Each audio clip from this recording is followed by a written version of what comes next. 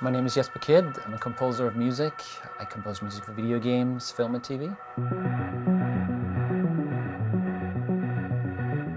Well, I try to think as a gamer because I do feel I am a gamer. I started out playing video games very early on, and I started playing video games at the same time I started messing around with music on computers. I was 13 at the time when I got my first computer, Commodore 64, and video game playing and wanting to make music for games happened at the same time for me.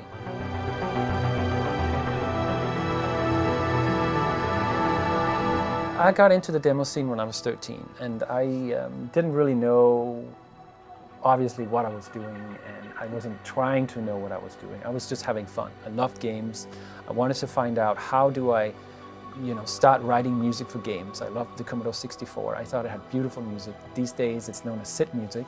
So I wrote like hundreds of tracks like that. But what came out of the demo scene, which is this underground movement of people that likes to program, likes to make music, likes to make graphics, but they're not making it for a game. They're making it out of pure joy, just because they can't not make it.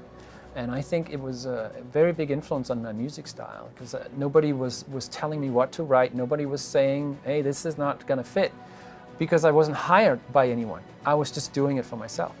So I spent those 6-7 years just trying to find my own voice, not letting anyone influence what my own voice should be or how it should sound. And so when I started scoring games, I already had a foundation, you can say. And so that's the foundation I've been evolving ever since.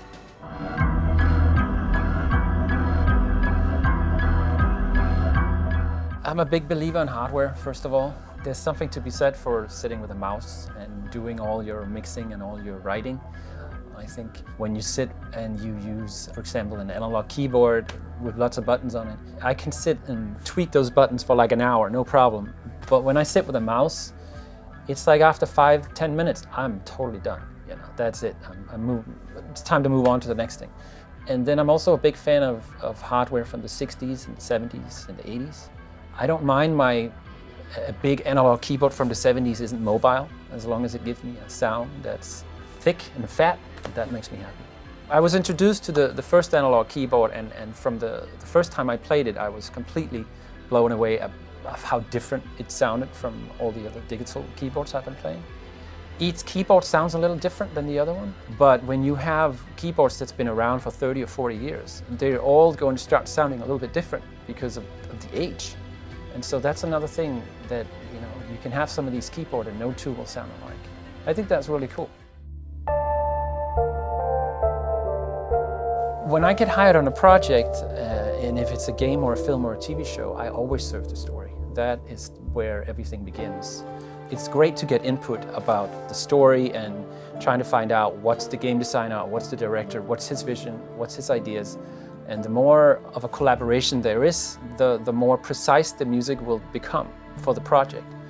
I start to experiment, and I don't even think about tracks. I just think about experimentation, doing different things on different keyboards and playing around with the computer and seeing what comes out. And at some point, I find something, and then when I find that, it becomes interesting, and then you try to add structure to that. And once you have structure, you can flesh it out into an idea. And that idea is ready to be shared. That's usually how I go about my process.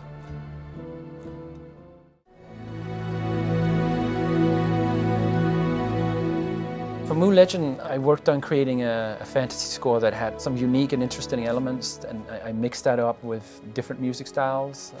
It was definitely to create a fantasy score, but also stretch that to include other music styles as well. Infuse that with electronics. Live acoustic performances there's in there. Of course, the music is inspired by the world. It's a very epic world. It was pretty clear from the beginning that this was going to be some pretty big sounding music.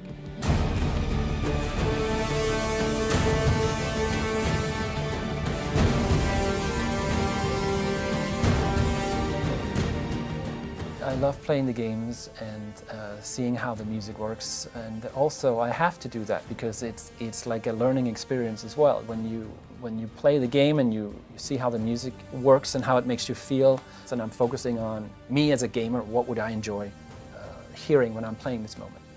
That's where I keep it. I keep it grounded like that. You know, I feel very comfortable in that role because, like, all my friends are game developers, you know, programmers, graphic artists. These are the people I grew up with, and they've all gone on in life to become professional game developers.